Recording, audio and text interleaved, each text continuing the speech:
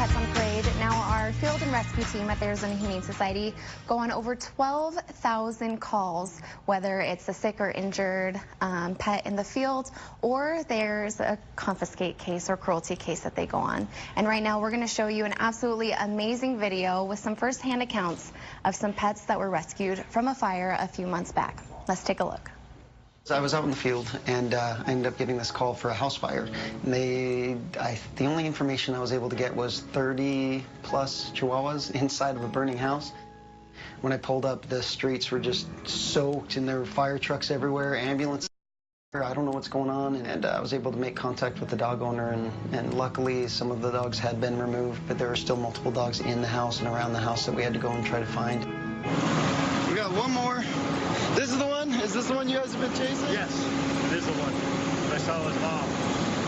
All right, well, that's one more.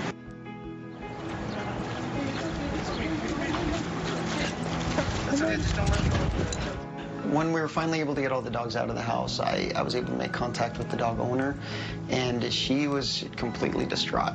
She loved the dogs. All the dogs were well taken care of. There were no injuries. Nobody was sick. Everybody was 30 dogs is a lot in a house, but she was doing a good job taking care of them. In my experience working in field, there are a lot of situations where somebody needs an emergency service. They need some place or somebody that can just hold on to their animals for a short period of time. I mean, a lot of these people, when they get into a house fire, they get into a situation like that, they got nothing.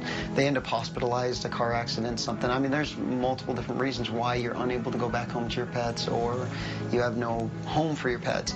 And that's why the emergency service is so important, because it gives us a chance to help these people out. These two were going to surrender. It's a little girl.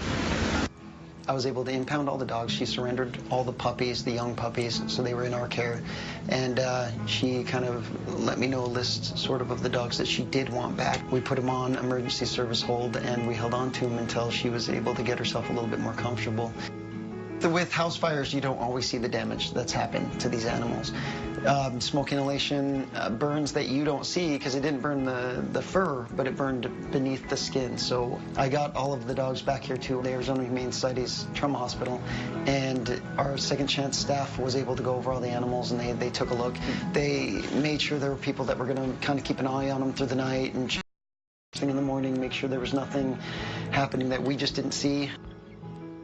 These kind of calls we get, at first you're terrified, you don't know what's going to happen, you don't know which animals are going to make it, you don't know where they're going to end up because of how traumatic the entire situation is. And then to see by the end that she was able to get back the dog she really wanted, all the dogs that we were able to get all went up for adoption. So to watch every single animal you pulled out of that fire have a happy outcome is amazing. The Arizona Humane Society is a non-profit, so we actually, nearly everything we do relies on donations. Anywhere from our gas to our trucks, our equipment in the Second Chance Hospital, everything we used to save these dogs' lives and get them up for adoption and get them back to that woman's home, everything from top to bottom relies on donations. I'm incredibly appreciative for the help that we get, and really for donors giving me the ability to be able to do what I do and save these animals' lives. We are so grateful for all that our emergency animal medical technicians do each and every day. They put their lives on the line to save little lives of our furry friends, and they do it without hesitation, and they go into every single situation that you can imagine. So great job to Andy as well as the rest of our field and rescue team. We cannot do what we do without you. And speaking of lives saved, we have an absolutely adorable little life. You need some cream. Definitely stick with us till after this bump, because we're going to introduce you to this adorable pup when we get back.